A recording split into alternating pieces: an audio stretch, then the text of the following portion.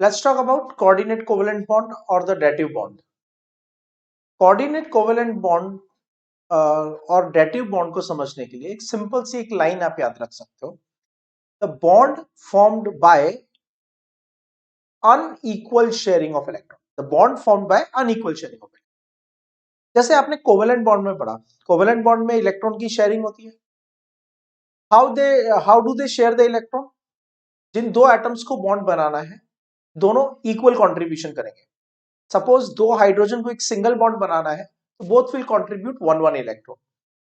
Similarly अगर दो oxygen को आपस में एक डबल बॉन्ड बनाना है, तो both will contribute 2 electron each. Right.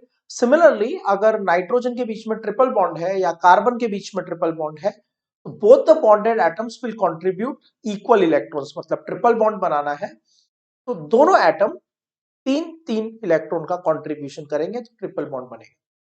That's called equal sharing of electron. Now we are talking about coordinate covalent of bond unequal sharing of electron. Unequal sharing मतलब इलेक्ट्रॉन शेयर तो हो रहे हैं, electrons share तो हो रहे हैं, लेकिन अनइक्वल शेयरिंग है. अनइक्वल शेयरिंग का मतलब यह है बॉन्ड बनाने के लिए कितने इलेक्ट्रॉन रिक्वायर्ड होते हैं? 2 electrons are required to form a bond. Agreed.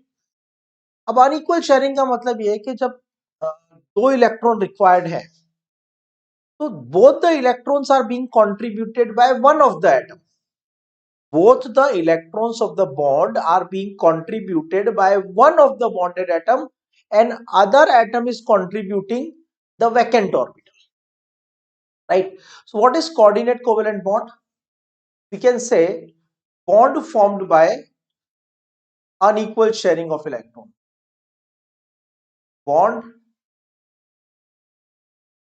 formed by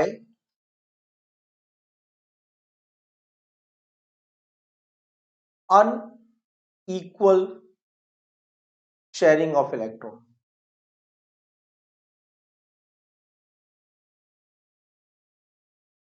इसका मतलब both the electrons of the bond, both the electrons of the bond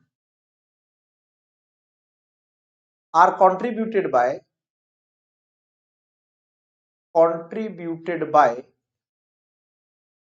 one of the bonded atom. One of the bonded atom. इसका मतलब हम ये कह सकते हैं one atom with pair of electron. मतलब एक एटम अपना लोन पेयर लेके आएगा. ठीक है. Plus other atom empty orbital of other atom. And that's how the coordinate covalent bond will be formed. Better होगा सीधा एग्जांपल पे जंप करते हैं तो हमें ज्यादा अच्छे से समझ में आएगा. ओके, मैं थोड़ा डिटेल में एग्जांपल ले रहा हूं. I am taking nitrogen. Nitrogen का मैंने इलेक्ट्रॉनिक कॉन्फ़िगरेशन लिखा तो इनर शेल में कौन है? हीलियम. आउटर शेल में क्या होगा? आउटर शेल में होगा 2s2. उसके बाद क्या होगा?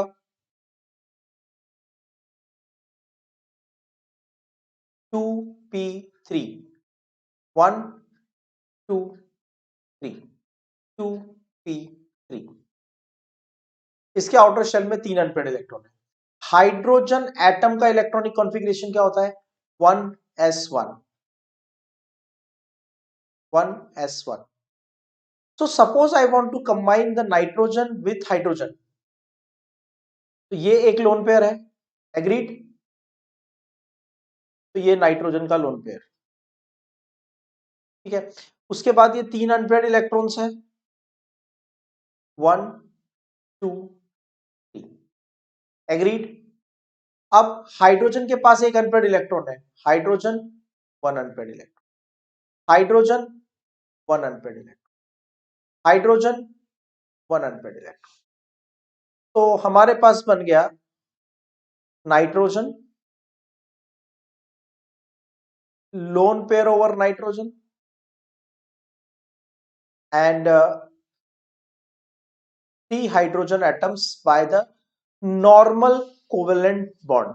Agreed? यहां तक तो कुछ भी नया नहीं है, it's same covalent bonding. अब आता है एक H plus ion, bankrupt ion. एक भी इलेक्ट्रॉन नहीं है इसके पास बॉन्ड बनाने के लिए, इट इज 1s0. इसके पास बॉन्ड बनाने के लिए एक भी इलेक्ट्रॉन नहीं है. 1s0 पूरा एम्प्टी ऑर्बिटल है, लेकिन इसको बॉन्ड फॉर्म करना है. तो इसने अमोनिया से हेल्प मांगा. अमोनिया ने कहा ठीक है, आप मेरा लोन पेयर यूज कर लो, बिकॉज मेरे पास तो वैसे भी काम नहीं आ रहा है. ठीक है, तो अब क्या होगा, ये नाइट्रोजन और ये इसके नॉर्मल कोवेलेंट बॉन्ड्स और ये नाइट्रोजन का लोन पेयर, और यहां पे आ गया H प्लस.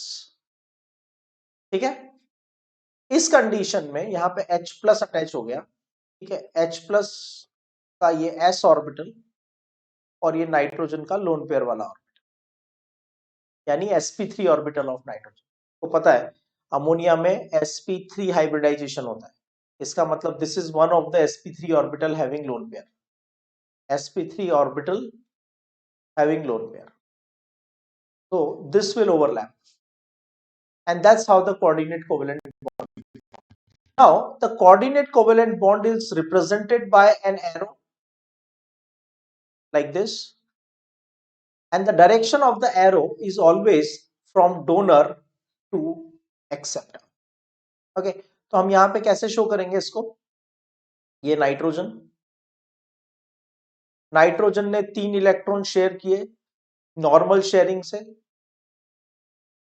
मतलब बन गया नॉर्मल कोवेलेंट बॉन्ड, और एक बन गया कोऑर्डिनेट कोवेलेंट बॉन्ड.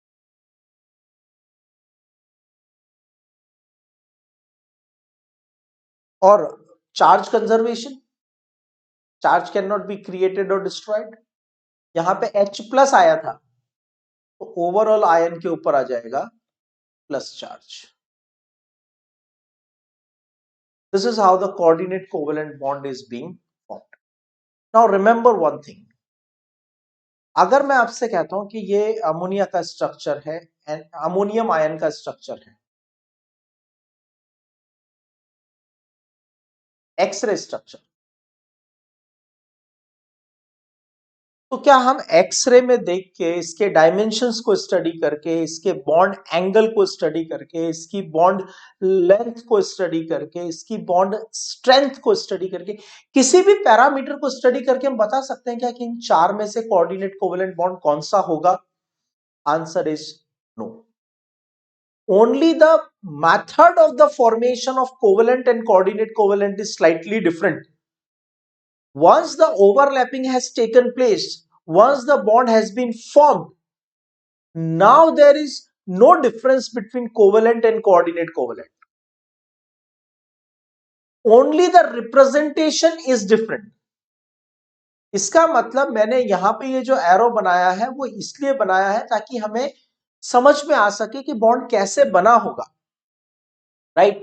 लेकिन अगर आप ये सोचो कि इस एरो वाले बॉन्ड की लेंथ अलग होगी और बाकी 3 बॉन्ड की लेंथ अलग होगी, तो ऐसा बिल्कुल नहीं है. ठीक है, तो once the coordinate covalent bond is formed, its all parameters will become same like a normal covalent bond, then it cannot be identified. चलो एक और एग्जांपल लेते हैं. I am taking NH3. आपको पता है नाइट्रोजन का configuration. now I'll not repeat the whole configuration. 2s2, right. Sir उसको थोड़ा nitrogen 2s2, 2px1, 2py1, 2pz1. अब आ गया hydrogen, 1 electron of 1 hydrogen, 1 electron of other hydrogen, 1 electron of other hydrogen. Normal covalent bond बन गया। Okay, सो यहां पे ये hydrogen का डुप्लेट कंप्लीट हो गया, ये दूसरे हाइड्रोजन का डुप्लेट कंप्लीट हो गया, ये तीसरे हाइड्रोजन का डुप्लेट कंप्लीट हो गया, और ये पूरे के पूरे अमोनिया का ऑक्टेट कंप्लीट हो, ठीक है, नाइट्रोजन का ऑक्टेट कंप्लीट हो। वेल, चलो अभी कोऑर्डिनेट कोवेलेंट बॉन्ड नहीं बना है, I am just taking another example. I am taking boron. Boron के आउटर शेल में 3 इलेक्ट्रॉन, 1 2 एंड 3, ठीक है, और लेट्स से इसने बॉन्डिंग किया फ्लोरीन के साथ, 1 2 एंड 3, ठीक है। कंफ्यूजन नहीं हो, यहां में थोड़ा ज्यादा अच्छा समझ में आए, तो मैं बोरोन के जो इलेक्ट्रॉन्स हैं इनको रेड डॉट से शो कर रहा हूं, so that you will be better able to understand. Boron के इलेक्ट्रॉन रेड डॉट से शो कर रहा हूं, नाइट्रोजन के इलेक्ट्रॉन मैंने ब्लैक डॉट से शो किए थे, हाइड्रोजन के इलेक्ट्रॉन रेड क्रॉस से, और फ्लोरीन के electron obviously you can see with the blue cross. Well, अभी फ्लोरीन के आउटर शेल में कितने इलेक्ट्रॉन होते हैं? फ्लोरीन के आउटर शेल में होते हैं हमारे पास total 7 electrons, clear? 1 2 3 4 5 6 7, 1 2 3 4 5 6 7, 1 electron here already shared, 2 3 4 5 6 7, सबके पास 7 इलेक्ट्रॉन्स हो गए ना, तो ये 7 इलेक्ट्रॉन प्लस 1 एक बोरोन का इलेक्ट्रॉन आ गया, तो 8 इलेक्ट्रॉन, फ्लोरीन का ऑक्टेट पूरा हो गया।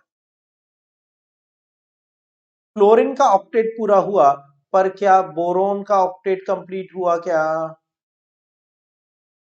क्या बोरोन का ऑक्टेट कंप्लीट हुआ? क्या नहीं, इसके पास कितने इलेक्ट्रॉन है? 6।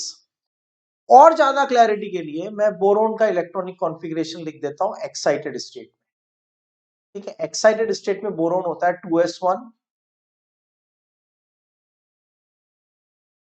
ये 2s1 2px1 and 2py1 excited state, एक इलेक्ट्रॉन 2s से जंप करके 2p में ऑलरेडी जा चुका है। एक्साइटेड स्टेट कॉन्फ़िगरेशंस के बारे में आपको पता है, ठीक है।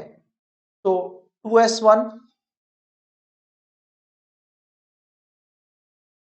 2px1 2py1, ठीक है, ये बोरोन का कॉन्फ़िगरेशन। अब आए 3 fluorine, 1 electron by 1 fluorine, 1 electron by other fluorine, 1 electron by other fluorine, hybridization क्या होगा?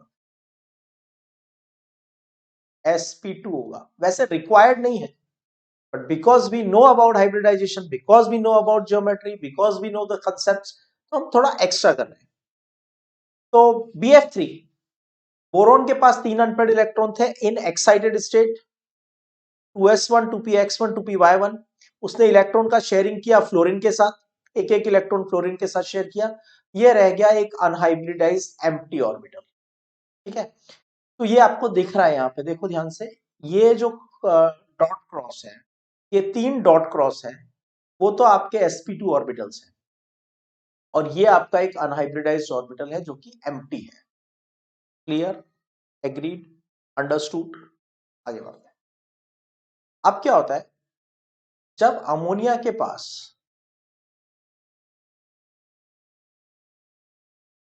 BF3 आएगा,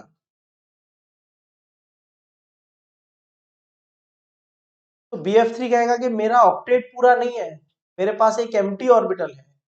अमोनिया कहेगा मेरे पास एक एक्स्ट्रा लोन पेयर है, चलो शेयरिंग कर लेते। ध्यान से देखो, ये क्या लेके आ रहा है? एम्प्टी ऑर्बिटल लेके आ रहा है। इसके पास क्या है? Lone pair. फिर ध्यान से समझ लो, ये क्या लेके आ रहा है? Lone pair. ये क्या लेके आ रहा है, एम्प्टी ऑर्बिटल। अब क्या होगा, ये एम्प्टी ऑर्बिटल जाके लोन पेयर वाले ऑर्बिटल के साथ ओवरलैप कर जाए। तो अब कैसी बॉन्डिंग दिखेगी, ये नाइट्रोजन, नाइट्रोजन के 3 सिंगल कोवेलेंट बॉन्ड्स हाइड्रोजन के साथ, H H H, और ये बन गया कोऑर्डिनेट कोवेलेंट बॉन्ड किसके साथ, बोरोन के साथ। और नाइट्रोजन यहां पे डोनर है, बोरोन यहां पर एक्सेप्टर है। उसके बाद बन गए 3 नॉर्मल कोवेलेंट बॉन्ड्स, ठीक है, क्लोरीन के साथ, ठीक है। तो मैं कह सकता हूं कि इस कंडीशन में अमोनिया लोन पेयर का डोनर है और BF3 लोन पेयर का एक्सेप्टर है, ठीक है। Although the concept is not required, but in future we will be using this concept. तो यहां पे आ जाता है लुईस एसिड बेस कंसेप्ट।